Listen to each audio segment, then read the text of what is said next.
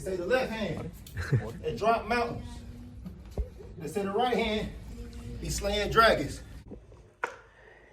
The untouchable True School Sports Empire proudly presents something the boxing game's missing. Hey, what's going on? It's your boy BT, and I came here to talk some boxing with the thousands of True School Sports subscribers.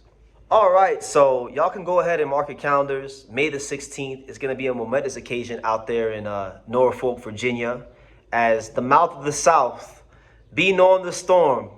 Brian Norman Jr. returns to the ring for the first time since his loss to Devin Haney, and he's taking on a guy that really isn't a big name. He's taking on a guy that he's expected to go in there and just beat. You know, let's be real. Like, the Top Rank picked this guy because they feel like this is the kind of fighter that Brian Norman Jr. should not just win, but win and looks good against. And that guy is Josh Wagner, and he's coming to you guys live and direct from, Orangeville, Ontario, Canada. And I'm not gonna lie to you guys. I'm not gonna profess to be this Josh Wagner expert. He's 19-2 with 10 knockouts. He's fought on a fringe world level, and the only names on his resume that I really know are his two losses to David Papo and Harlem Eubank, and those guys are solid fighters. Fringe world level guys in their own right, but those guys are not world beaters. So let's be real about what this is. This is a fight for Brian Norman Jr. to go in there, look good, make a statement, and get the world excited about his career again. Because, you guys know how life is. You guys know how boxing is. You lose one time, and people don't really think much of you anymore. You fall to the wayside, and, your stock takes a hit. So that's why he's fighting Josh Wagner. Now, I'm excited. Regardless, I'm excited. I'm excited about the fight because really and truthfully, Brian Norman Jr., for those of you who don't know, Brian Norman Jr. is one of my favorite fighters because last year, I was going through some real things in my life last year. And he was one of the fighters that I would watch, and he's got me excited about what I had to do here on a day-to-day basis when I really didn't even want to be doing this. So I never forget those times, And I think he's good for the welterweight division. I think he's definitely one of the most exciting fighters. But, he does come with his flaws. And those flaws did get exposed against Devin Haney. Let's have it right. A lot of things got exposed in that Devin Haney fight.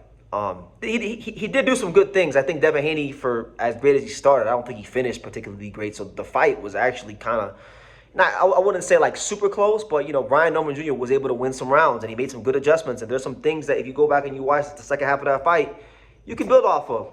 So now he's not being trained by his dad anymore, Brian Norman Sr. That time has came and went. They parted ways mutually. And now he's at Ronnie Shields, a guy that's been in the boxing game forever. Got a lot of experience, great trainer.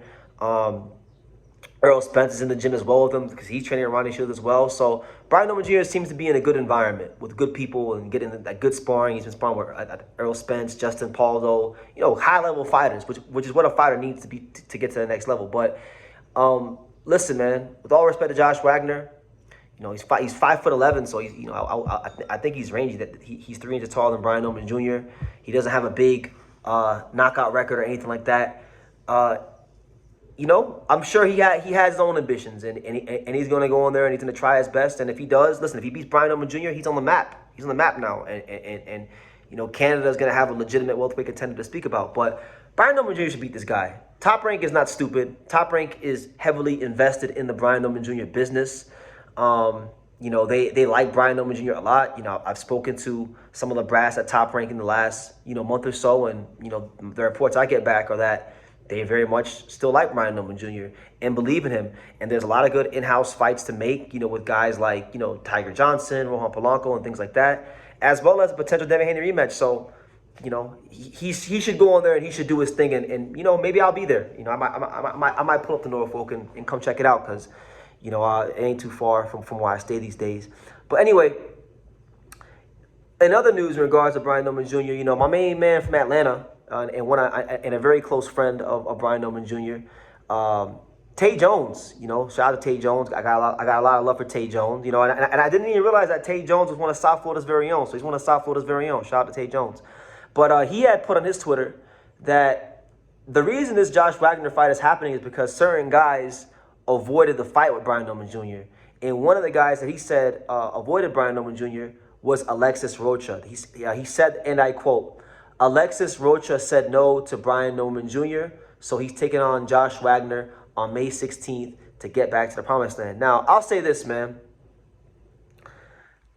I don't like that, to be honest with you. I like Rocha. I love Alexis Rocha. I just seen him in Vegas about a month ago. You know, spoke to him briefly. Good guy. Always been graceful with his time. Always been one of those blue collar, hardworking fighters. But I'm like, man, what's the direction of his career going? Because like Alexis Rocha is he's not no world champion. You know, and you know, are you gonna sit around and wait for Raul Cordial and just fight them mediocre fighters in the Golden Boy stable? Like I don't get it. I thought Brian, you know, if there was a real offer there, I think Brian Norman Jr. versus Alexis Rocha would have been an amazing fight.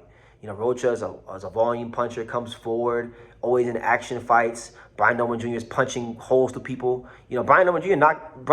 knocked out the guy that knocked out Alexis Rocha, right?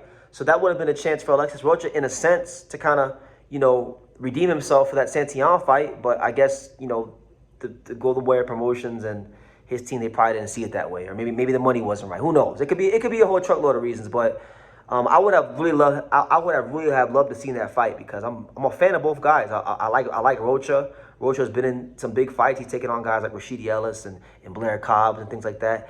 And he's one of those guys that, you know, he didn't start off with no big amateur background, but he got better. So kind of sucks, because that would have been a real good fight. That would have really shown you, okay, this guy is a solid welterweight.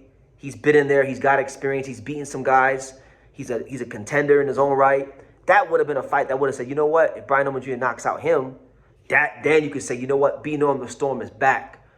He's fighting Josh Wagner. I don't know who Josh Wagner is. You probably don't know who Josh Wagner is, and not many people outside of Orangeville, Ontario, Canada do. But he'll get his chance to prove what he can do in the ring, so respect to him. I know he's on his own journey. He probably has a lot to prove to himself, but I'm just speaking from the perspective of a boxing fan and a guy that is a big fan of Brian Norman Jr. I would have loved the Rocha fight.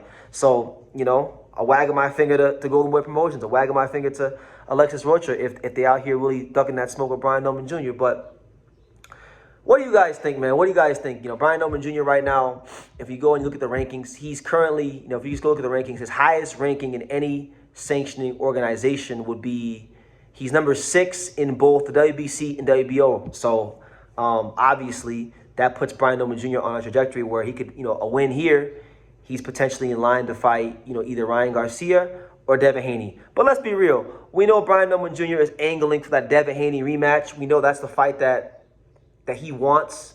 We know that's a fight that any man with pride, you know, any man with pride that loses a world title, they're going to want to get that back in blood. So I'm looking at that Devin Haney rematch potentially being next. And I'll tell you this, I'm crossing my fingers, because one of the top fights I want to see at 147 is Brian Norman Jr. versus Teofimo Lopez. And Teofimo Lopez just so happens to be ranked number 3 in the WBO. So maybe, and this is just my hope, Brian Norman Jr., if he beats Wagner like he's supposed to, they could do Brian Norman Jr. versus Teofimo Lopez in a WBO final eliminator to determine who is the mandatory challenger for Devin Haney. That would be a good idea. But that's just me thinking out loud here. But you guys let me know what you think, man. Brian Norman Jr. is back on the Keyshawn Davis Not Here Albright rematch undercard out there in Norfolk, Virginia. Virginia ain't that far from Georgia, so I would expect a lot of the people from Atlanta to make the trip and go support B. Norm the Storm. And God willing, you'll see what I'm doing on that time. I would love to be there myself, because I like Brian Norman Jr. I want to see him fight live, you know. So we'll see what Wagner can do, but let's be real. Top Rank picked him for a reason, so it's incumbent upon him and his team to fight to the best of their abilities and show that, hey, you know, this ain't no easy pickings over here. You know, Orangeville, Ontario, Canada ain't sweet. So anyway, leave your comments down below. Make sure you guys take the time to subscribe. And like I say in every single one of these videos, you can love me or you can hate me, but I'm just a kid from Daniel. So until next time, take care, guys. Want to say hello? Say hello. Can you say hi, Boxing World? Hi, Boxing World. Can you say True School Sports? Truth? Oh. Can you say True School Sports? Say True School Sports. Can you say The Untouchable? Can you say The Home of Boxing? The Home of Boxing.